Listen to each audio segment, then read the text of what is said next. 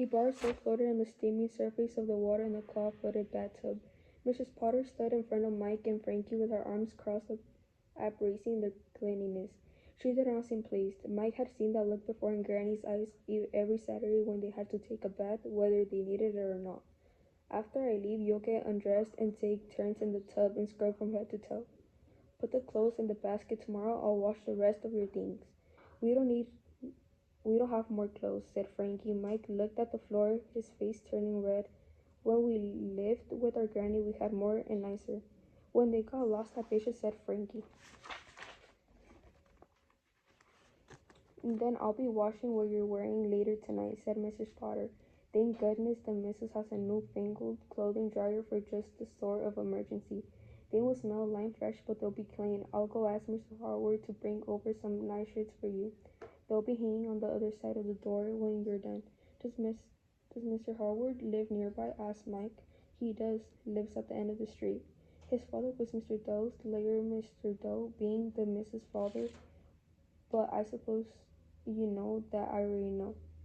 And now Mrs. Harwood is the same for the Mrs., but he's more family than lawyer. He's known her since she was a knee-high. Frankie began unbuttoning his shirt. Why do you call her the Mrs.?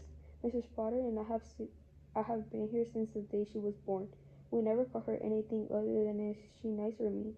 Asked Frankie. Mrs. Potter handed them each a washcloth since Mr. Doe, bless his heart, died a year past. She's not been herself, but that's to be expected. Considering all she's been through, even so, I'd say she's kinda a loving and kind soul. Underneath all rest, she didn't like the way she looked. Do you think she will like us once we're scrubbed clean and frank? Asked Frankie. That remains to be seen. And Mr. Potter appears there's lots of maybe to be sorted out. Mike pulled Frankie closer and helped him unbutton his shirt.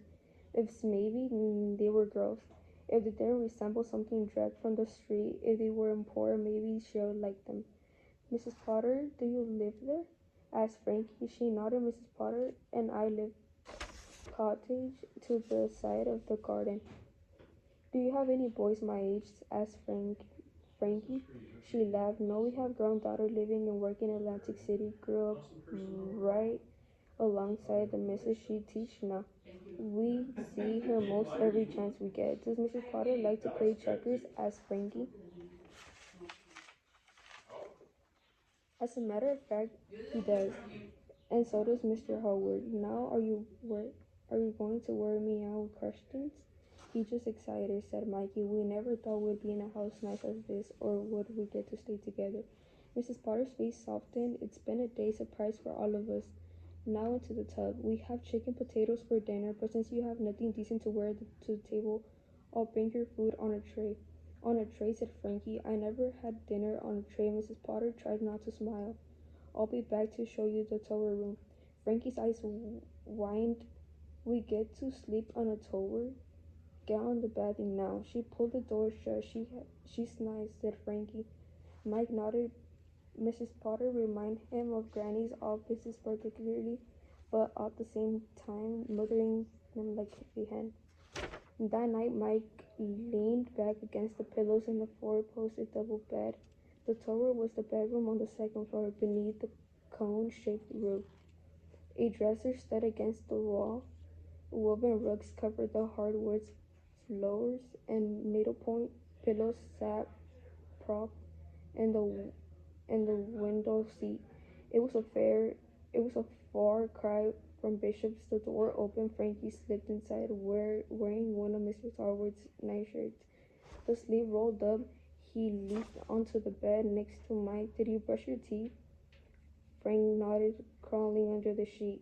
Mike turned off the lamp. A cricket chirped. It's awful quiet, said Frankie. I was just thinking the same thing. Mike, I'm scared. Want me to turn the light off? No, I'm not scared of the dark. Frankie scotted closer and put an arm across Mike's chest.